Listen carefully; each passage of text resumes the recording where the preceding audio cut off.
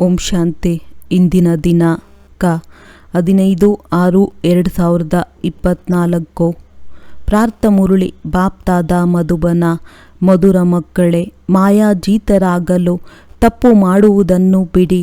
ದುಃಖವನ್ನು ಕೊಡುವುದು ಮತ್ತು ದುಃಖವನ್ನು ತೆಗೆದುಕೊಳ್ಳುವುದು ಇದು ಬಹಳ ದೊಡ್ಡ ತಪ್ಪಾಗಿದೆ.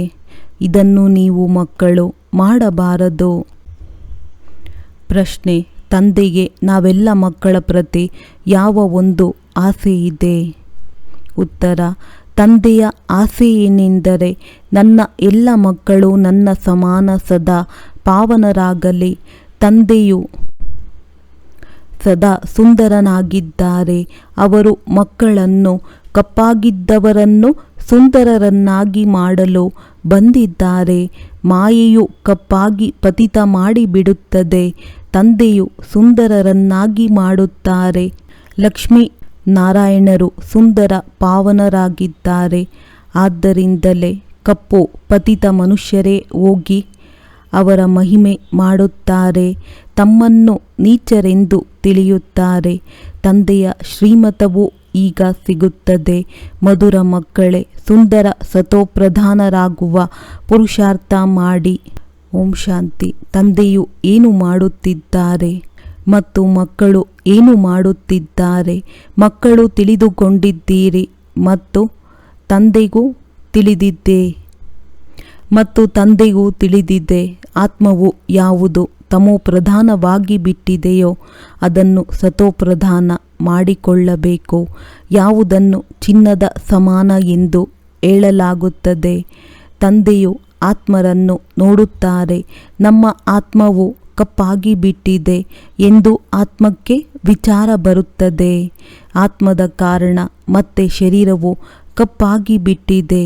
ಲಕ್ಷ್ಮೀ ನಾರಾಯಣನ ಮಂದಿರದಲ್ಲಿ ಹೋದಾಗ ಮೊದಲಂತೂ ಏನೂ ಜ್ಞಾನವಿರುವುದಿಲ್ಲ. ಇವರಂತೂ ಸರ್ವಗುಣ ಸಂಪನ್ನರಾಗಿದ್ದಾರೆ, ಸುಂದರರಾಗಿದ್ದಾರೆ. ನಾವು ಕಪ್ಪು ಭೂತಗಳಾಗಿದ್ದೇವೆ ಎಂದು ಕೇವಲ ನೋಡುತ್ತಿದ್ದೆವು, ಆದರೆ ಜ್ಞಾನವಿರಲಿಲ್ಲ.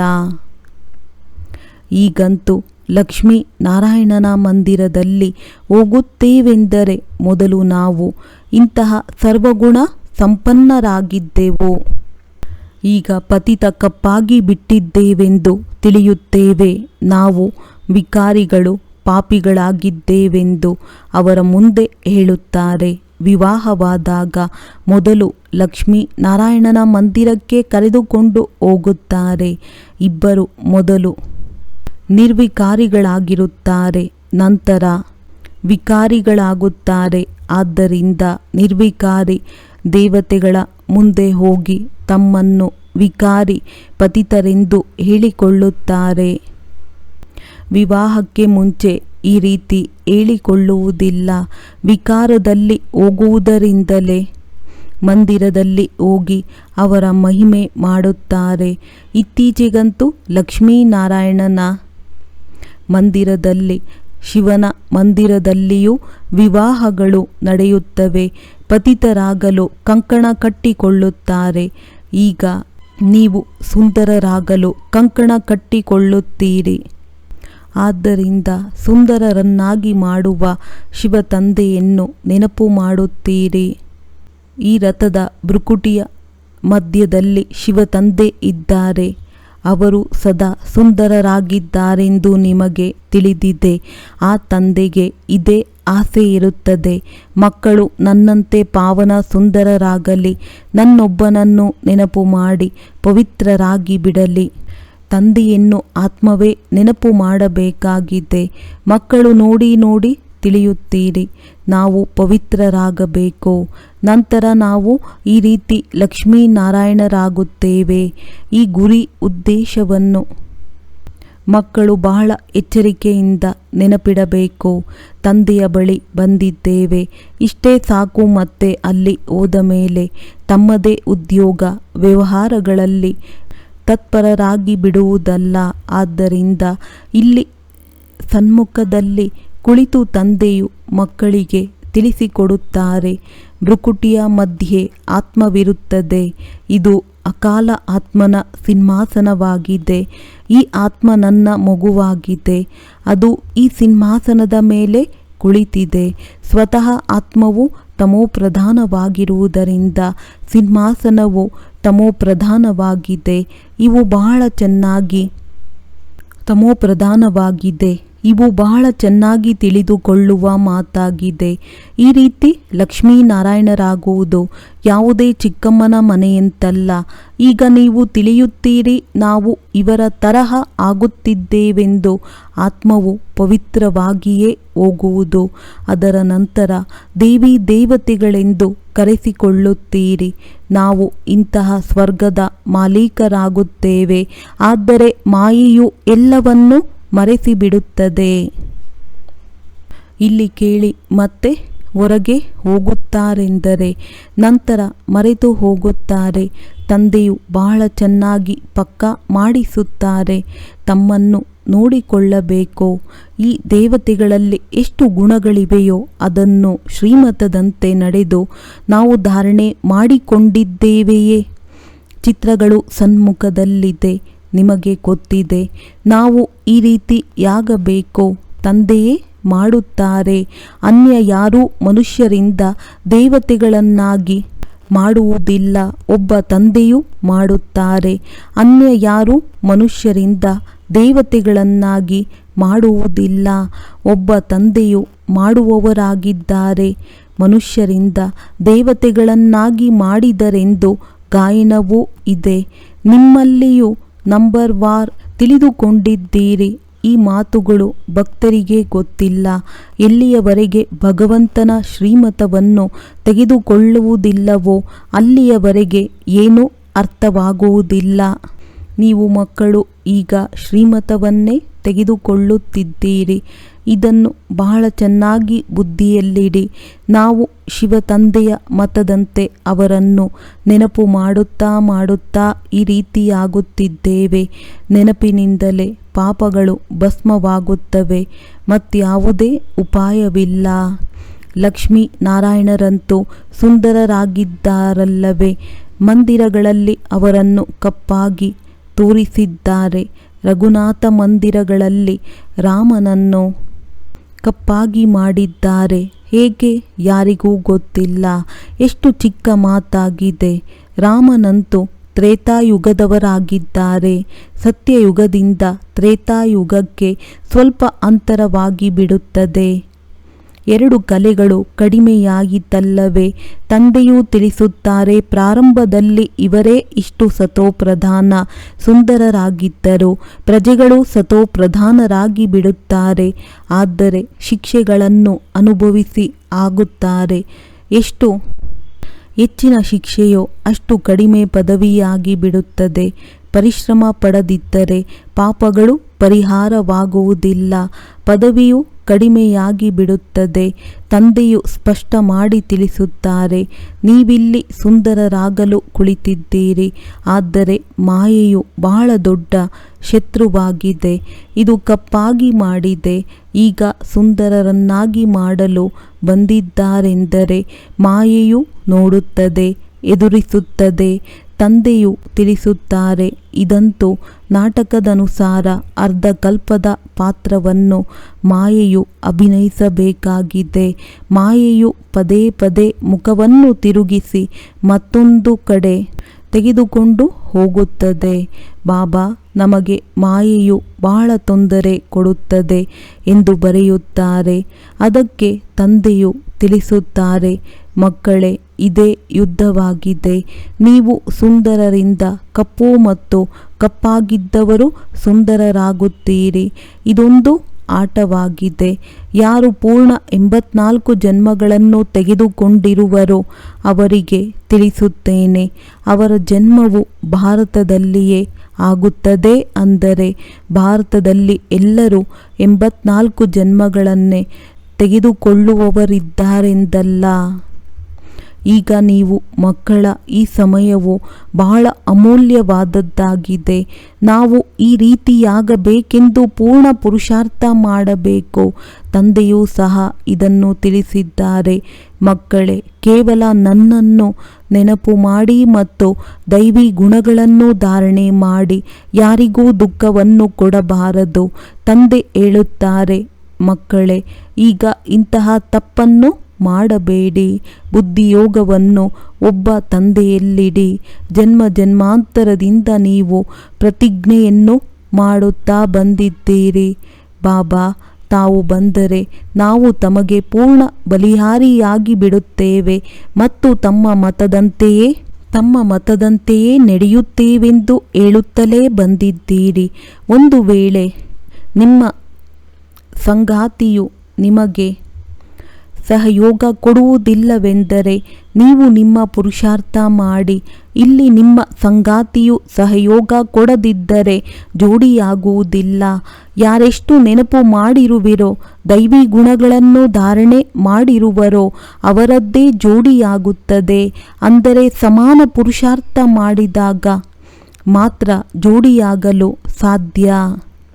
ಹೇಗೆ ನೋಡಿ, ಬ್ರಹ್ಮ ಸರಸ್ವತಿಯು ಸಹ ಒಳ್ಳೆಯ ಪುರುಷಾರ್ಥ ಮಾಡಿದ್ದರಿಂದ ಅವರು ಜೋಡಿಯಾಗುತ್ತಾರೆ. ಇವರು ಬಹಳ ಒಳ್ಳೆಯ ಸೇವೆ ಮಾಡುತ್ತಾರೆ, ನೆನಪಿನಲ್ಲಿರುತ್ತಾರೆ. ಇವು ಗುಣಗಳಲ್ಲವೇ? ಪಾಂಡವರಲ್ಲಿಯೂ ಒಳ್ಳೊಳ್ಳೆಯ ಮಕ್ಕಳಿದ್ದಾರೆ. ಬಾಬಾ ನಮಗೆ ಮಾಯೆಯ ಆಕರ್ಷಣೆಯಾಗುತ್ತದೆ. ಈ ಬಂಧನವು ತುಂಡಾಗುವುದೇ ಇಲ್ಲ. ಪದೇ ಪದೇ ನಾಮರೂಪದಲ್ಲಿ ಸಿಕ್ಕಿ ಹಾಕಿಸುತ್ತದೆ ಎಂದು ತಾವು ತಿಳಿಯುತ್ತಾರೆ. ಅದಕ್ಕೆ ತಂದೆಯೂ ತಿಳಿಸುತ್ತಾರೆ, ಮಕ್ಕಳೇ, ನಾಮರೂಪದಲ್ಲಿ ಸಿಕ್ಕಿಕೊಳ್ಳಬೇಡಿ, ಅರ್ಥಾತ್ ಮೋಹಿತರಾಗಬೇಡಿ. ನನ್ನಲ್ಲಿ ಮೋಹಿತರಾಗಿ ಹೇಗೆ ನೀವು ನಿರಾಕಾರಿಯಾಗಿದ್ದೀರಿ? ನಾನು ನಿರಾಕಾರನಾಗಿದ್ದೇನೆ. ನಿಮ್ಮನ್ನು ನನ್ನ ಸಮಾನರನ್ನಾಗಿ ಮಾಡಿಕೊಳ್ಳುತ್ತೇನೆ. ಶಿಕ್ಷಕರು ತಮ್ಮ ಸಮಾನ ಮಾಡುತ್ತಾರಲ್ಲವೇ? ವೈದ್ಯರು ವೈದ್ಯರನ್ನಾಗಿ ಮಾಡುತ್ತಾರೆ. ಹಾಗೆಯೇ ಇವರಂತೂ ಬೇಹದ್ದಿನ ತಂದೆಯಾಗಿದ್ದಾರಲ್ಲವೇ? ಅವರ ಹೆಸರು ಪ್ರಸಿದ್ಧವಾಗಿದೆ. ಹೇಗೆ ಪತಿತ ಪಾವನ ಬನ್ನಿ ಎಂದು ಕರೆಯುತ್ತದೆ, ಆತ್ಮ ಕರೆಯುತ್ತಿದೆ ಶರೀರದ ಮೂಲಕ. ಬಾಬಾ ಬಂದು ನಮ್ಮನ್ನು ಪಾವನ ಮಾಡಿ. ನಾವು ಹೇಗೆ ಪಾವನರಾಗುತ್ತಿದ್ದೇವೆಂದು ನಿಮಗೂ ಗೊತ್ತಿದೆ. ಹೇಗೆ ವಜ್ರದಲ್ಲಿ ಕೆಲವು ಕಪ್ಪು ಕಲೆಗಳಿರುತ್ತವೆ, ಹಾಗೆಯೇ ಆತ್ಮದಲ್ಲಿಯೂ ಲೋಹವು ಬೆರಕೆಯಾಗಿದೆ. ಅದನ್ನು ತೆಗೆದು ಮತ್ತೆ ಸತ್ಯ ಚಿನ್ನವಾಗುತ್ತಾರೆ. ಆತ್ಮವು ಬಹಳ ಪವಿತ್ರವಾಗಬೇಕಾಗಿದೆ. ನಿಮ್ಮ ಗುರಿ ಉದ್ದೇಶವು ಬಹಳ ಸ್ಪಷ್ಟವಾಗಿದೆ. ಅನ್ಯ ಸತ್ಸಂಗದಲ್ಲಿ ಈ ರೀತಿ ಹೇಳಲು ಸಾಧ್ಯವಿಲ್ಲ. ತಂದೆಯು ತಿಳಿಸುತ್ತಾರೆ, ಈ ರೀತಿ ಶ್ರೇಷ್ಠರಾಗುವುದೇ ನಿಮ್ಮ ಉದ್ದೇಶವಾಗಿದೆ. ಇದು ನಿಮಗೂ ಗೊತ್ತಿದೆ. ನಾಟಕದನುಸಾರ ನಾವು ಅರ್ಧಕಲ್ಪ ರಾವಣನ ಸಂಘದಲ್ಲಿ ವಿಕಾರಿಗಳಾಗಿದ್ದೇವೆ. ಈಗ ದೇವಿ ದೇವತೆಗಳಾಗಬೇಕಾಗಿದೆ. ನಿಮ್ಮ ಬಳಿ ಬ್ಯಾಡ್ಜ್ ಇದೆ. ಇದರ ಬಗ್ಗೆ ತಿಳಿಸುವುದು ಬಹಳ ಸಹಜ. ಇವರು ತ್ರಿಮೂರ್ತಿಗಳಾಗಿದ್ದಾರೆ. ಬ್ರಹ್ಮರವರ ಮೂಲಕ ಸ್ಥಾಪನೆ, ಆದರೆ ಬ್ರಹ್ಮನಂತೂ ಮಾಡುವುದಿಲ್ಲ. ಅವರು ಪತಿತರಿಂದ ಪಾವನರಾಗುತ್ತಾರೆ. ಈ ಪತಿತರೇ ಮತ್ತೆ ಪಾವನರಾಗುತ್ತಾರೆಂದು ಮನುಷ್ಯರಿಗೆ ಗೊತ್ತಿಲ್ಲ. ಈಗ ನೀವು ಮಕ್ಕಳು ತಿಳಿಯುತ್ತೀರಿ. ವಿದ್ಯಾಭ್ಯಾಸದ ಗುರಿಯು ಬಹಳ ಉನ್ನತವಾಗಿದೆ. ತಂದೆಯು ಓದಿಸುವುದಕ್ಕೆ ಬರುತ್ತಾರೆ. ಜ್ಞಾನವಂತೂ ತಂದೆಯಲ್ಲಿಯೇ ಇದೆ, ಆದರೆ ಅವರು ಯಾರಿಂದಲೂ ಓದಿಲ್ಲ. ನಾಟಕದ ಯೋಜನೆಯ ಅನುಸಾರ ಅವರಲ್ಲಿ ಜ್ಞಾನವಿದೆ. ಇವರಲ್ಲಿ ಜ್ಞಾನವೆಲ್ಲಿಂದ ಬಂದಿತು ಎಂದು ಹೇಳುವಂತಿಲ್ಲ.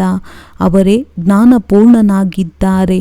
ಅವರೇ ನಿಮ್ಮನ್ನು ಪತಿತರಿಂದ ಪಾವನರನ್ನಾಗಿ ಮಾಡುತ್ತಾರೆ.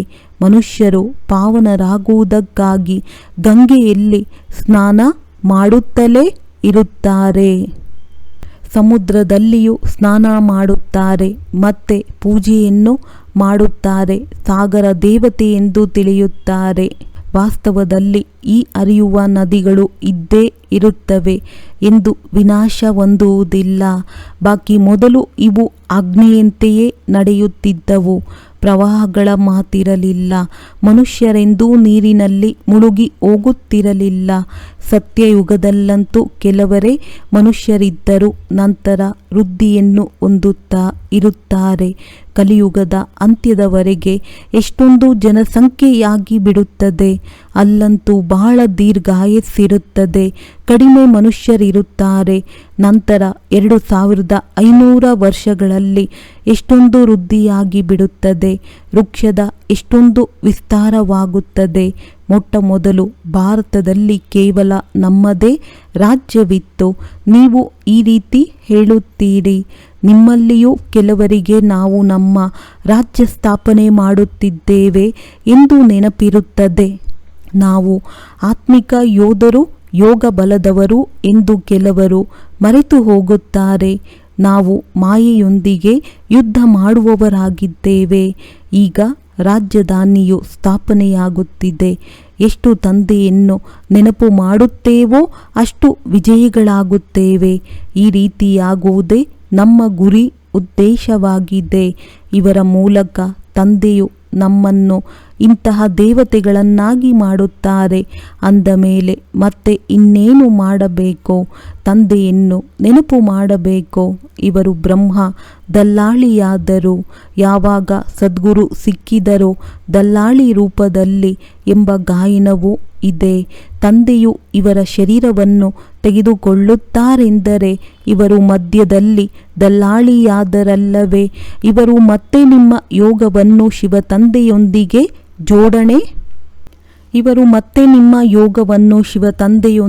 ಜೋಡಣೆ ಮಾಡಿಸುತ್ತಾರೆ. ಬಾಕಿ ಇಲ್ಲಿ ವಿವಾಹದ ಹೆಸರನ್ನು ತೆಗೆದುಕೊಳ್ಳಬೇಡಿ. ಶಿವತಂದೆಯೇ ಇವರ ಮೂಲಕ ನಮ್ಮ ಆತ್ಮವನ್ನು ಪವಿತ್ರರನ್ನಾಗಿ ಮಾಡುತ್ತಾರೆ, ತಿಳಿಸುತ್ತಾರೆ. ಏ ಮಕ್ಕಳೇ, ತಂದೆಯಾದ ನನ್ನನ್ನು ನೆನಪು ಮಾಡಿ, ತಂದೆಯಾದ ನನ್ನನ್ನು ನೆನಪು ಮಾಡಿ ಎಂದು ನೀವು ಹೇಳುವುದಿಲ್ಲ. ತಂದೆಯು ಈ ರೀತಿ ಹೇಳುತ್ತಾರೆಂದು ನೀವು ತಂದೆಯ ಜ್ಞಾನವನ್ನು ತಿಳಿಸುತ್ತೀರಿ. ಇದನ್ನು ಸಹ ತಂದೆಯು ಬಹಳ ಚೆನ್ನಾಗಿ ತಿಳಿಸುತ್ತಾರೆ. ಮುಂದೆ ಹೋದಂತೆ ಅನೇಕರಿಗೆ ಸಾಕ್ಷಾತ್ಕಾರವಾಗುತ್ತದೆ.